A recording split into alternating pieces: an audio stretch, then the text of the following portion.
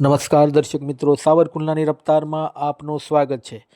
ફરી એક વખત સાવરકુંડલાની રફતાર દ્વારા સરકારી બાબુઓ અને રાજકીય વ્યક્તિઓના કાળ આમળતો અહેવાલ તારીખ 18 નવેમ્બરના રોજ સ્થાનિક પત્રકાર રસુલ પરમાર દ્વારા રજૂ કરવામાં આવેલ.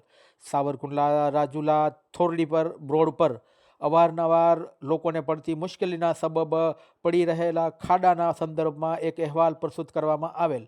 સાવરકુંડલાની રફતારના અહેવાલને અનુલક્ષીને તેમજ વર્તમાન પત્રોમાં આવેલા અહેવાલોને અનુસંધાને આજરોજ સાવરકુંડલા રાજુલા હાઈવે ખાસ કરીને થોરડી રોડ પર આજે સમારકામ શરૂ કરવામાં આવતા રાહદારીઓ અને વાહન ચાલકોમાં ખુશીનો માહોલ જોવા મળી રહ્યો છે. અવારનવાર લોકહિતના પ્રશ્ન માટે સતત જાગૃત રહેતા પત્રકાર આલમ દ્વારા ફરી એક વખત રાજકીય લોકોનું નાક કાપી નાખવામાં આવ્યું છે અને અવારનવાર વિકાસના દાવા કરતા લોકોને એક તમાચો રૂપે આ અહેવાલની અસર જોવા મળી રહી છે.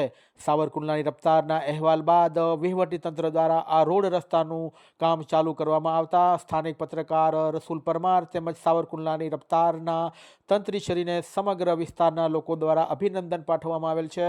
તેમજ અવારનવાર લોકોના પ્રશ્ન માટે નિતનવી લોકો સાથે અવારનવાર બાથ ભીડી જનારા સાવરકુંડલાની રફતારના ચેનલના અહેવાલોની સાવરકુંડલાના તાલુકાના લોકો દ્વારા પ્રશંસા કરવામાં આવેલ છે. ત્યારે સરકારી બાબુઓએ આ કામ કરવા માટે પોતાની અંતર આત્માને જગાડી હોવાનું પણ લોકો કહી રહ્યા છે. Bureau report, સાવરકુંડલાની રફતાર.